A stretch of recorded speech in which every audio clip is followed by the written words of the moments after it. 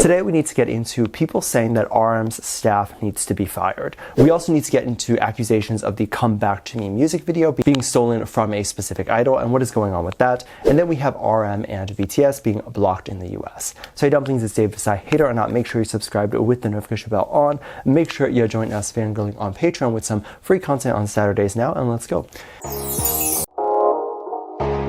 Now, there is this trend going around on social media where people are blocking celebrities and pretty much any public figure. And initially I thought it was just the big celebrities such as Kim Kardashian or whatever, but it seems to be anyone who is seemingly a public figure. Now, I think this is totally fine to block people who you don't enjoy watching to begin with. So if you're someone who genuinely never enjoyed watching Kim Kardashian or whoever, then it makes sense to block them. And quite frankly, I'm sure that the celebrities themselves would even prefer that you block them because they don't want to see those negative comments. Now, there's a lot of people who have celebrities blocked, and the reason why it's never really effective is because you see other people talking about it. You see news sites, you see gossip channels, and they will always talk about said celebrity.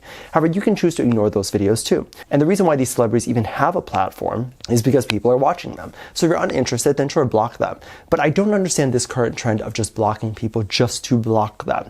And BTS, among many other celebrities, are among those people. People are blocking anyone who hasn't spoken up about the issues in the world, people who are essentially having a lot of money, but they're not donating it to the cause around the world because there's children that are starving or children that are dying or whatever it is. I think they feel that a lot of celebrities are out of touch because a lot of celebrities are living very extravagant lifestyles, such as them paying to go to the Met Gala or celebrities living in a really fancy apartment. Meanwhile, other people around the world are dying. Now, I definitely agree. I agree if you're having these exorbitant amounts of wealth, such as people like Jeff Bezos or Elon Musk or whatever, that is not donating the money, or you're not doing something to help these causes, that you're contributing to a bad part of the world. However, there needs to be a line drawn there that you don't discount celebrities' hard work versus people who just have way too much money that they would never use. I've seen people make excuses for K-pop stars and other celebrities where they'll say that said celebrity is not a celebrity, but more of a normal person. And I've seen a lot of influencers claim they are normal people, and influencers have this influencing as a full-time job. Now, I want to be 100% candid and real and honest with you. A lot of our lives are not the same as everyone else. I might do pretty much a lot of normal things, i.e. I don't go outside and am mobbed by people. I'm not going everywhere and being recognized. I'm not getting free meals or getting free things all the time because of what I do. However, I love how a lot of these influencers are now claiming that they are normal people, even though they get amazing free opportunities or have 6 million followers on social media. They are not celebrities. That is 100% true, but they are not living a life that is similar to everyday people. For example, what I do, I am self-employed, meaning I can make my own schedule, and that is a perk and privilege that most people do not have. And if you want to block me for that perk, then sure, go ahead, that is your decision. But I'm not going to sit here and say that I'm living the same life as someone who is a single mother, or someone who is a nurse, or someone who is barely getting by living in the countryside. That is just not the reality. And what I do is not typical or normal. And I don't think that there should be that excuse that is made for people like BTS either. They are living extravagant, luxurious lifestyles that most of us will never be able to live. And that is okay because they've worked hard and they've built up their life to obtain that. I don't know when it's become this thing in the world where people are expecting people with a big following to speak up about every issue that's happening around the world. If you're a news channel like mine and YouTube news, sure, I've talked about every issue around the world and what's happening and what my opinions are on what's going on. However, if you're someone who's a celebrity, whose job is to create entertainment, then why are you talking about topics that you may not fully understand? The reason why the BTS members haven't spoken about these issues is because they would likely get the issues wrong. They would likely cause more controversy by speaking on it because they don't know what's going on. They're not Jewish. They probably don't understand the religion, the culture, the historic background of everything. So what makes them qualified to talk about it? Also, what makes them qualified to donate? Because they don't understand what's happening. If they were to pick a side and donate specifically to that side, they would get a lot of backlash from the other side. And then if they were to donate to both sides, they would get a lot of backlash from both sides for not picking a side. The best thing that they can do is not talk about it. However, now people are getting punished and blocked for not talking about it. A lot of people were also saying that RM should fire his staff, and specifically the staff that was in charge of coming out with the comeback date.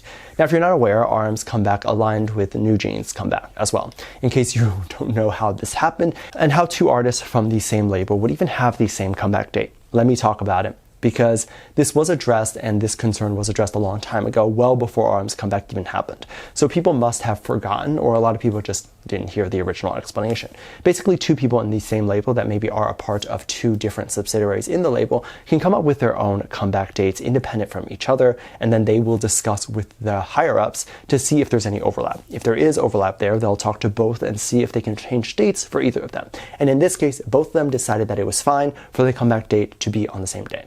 There was a lot of people saying that RM would humble NewJeans' fandom by saying that RM would destroy NewJeans' records, specifically streaming records. Now, I couldn't find anyone talking about NewJeans' record or what their streaming record was. Perhaps I didn't look into it enough, but I did find a lot of people talking about RM's record and saying that he was the most streamed indie artist for the day, or that he had been #1 streaming on YouTube that day for the comeback. Now, first off, RM is definitely not an indie artist because indie refers to being independent and not having a label, so he's definitely not that. But even if RM didn't break any records compared to NewJeans, that would definitely make sense. As a group, NewJeans is a group and they have multiple people, so they could potentially break any solo artist record. Also, you can't compare a group to a solo. You would have to compare NewJeans with BTS, and in that case, BTS will likely win because they've been around longer and they have this more rabid fan base. There were also a lot of people and a lot of fan wars going on, which is interesting when BTS has fan wars within the group because the members are they all love each other, and so to have all the members' fandoms fight each other is interesting.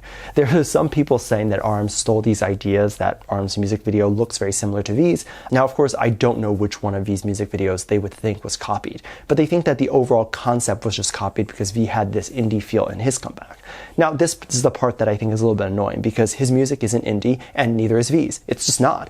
V's music is more indie pop, while RM's music focuses on just lyrics and simple beats. It's just different. And oftentimes within the community, indie is used as a way to say that they're not mainstream and that they're not pop, when in reality the stuff is pop and it is mainstream. It does have a mainstream sound and it does have a pop sound. The type of music that would be considered indie and the type of music that would be considered more or less popular, less mainstream, is music that I think a lot of people who are into pop would think is very boring. We're talking about music that has a lot more classic feel. We're talking about the music that is more musical theater. We're talking about music that doesn't really have a chorus, that is not super catchy. It's just poetic and it has like one beat throughout the whole song. There's no making it more interesting. There's no switching up styles within the song like pop music likes to do. It's just one sound. You want to listen to real indie music? Just listen to an indie band at your local pub or bar singing. That is a sound of indie music. It's music that's not popular. It's music that typically a lot of people who like pop wouldn't enjoy. And then a lot of people like to compare and contrast things. And they like to say that RM's music is very similar to V, and then like to compare and say, well, RM has broken X record and V hasn't, and blah, blah, blah, all that stuff. And I've even seen comments saying that RM music is better than Jungkook's because RM cares about art, while Jungkook cares about streaming. Understanding that people's goals are different, and the members' music and whatever are all very different sounding, and are for different audiences. So just because an artist might choose an artistic route doesn't mean that they're better than one that would choose to make music that is more mainstream. Because artists that are choosing to ignore the mainstream might just be experimenting and trying to appeal to a certain audience, while someone who's trying to go for mainstream is more so caring about success and more streams and making more money. And that is not a bad thing either, since when is it bad to want to be successful? We like to highlight people who only care about the art and say that they are amazing people, but then we love to say eat the rich when only the rich people can afford to make art by not caring about the money. They like to say that the art is more authentic when they don't care about the money, but then call rich people inauthentic when rich people are the only ones that are able to do that. Also, I don't know where this hate for success is coming from when anything that any of us do is for success. Why are we going to school? Why are we working? We're hoping to be successful. Let me know what you think. Make sure you check out Patreon for more videos. Link down below. Thanks. Just leave a comment right here. Love you. Bye.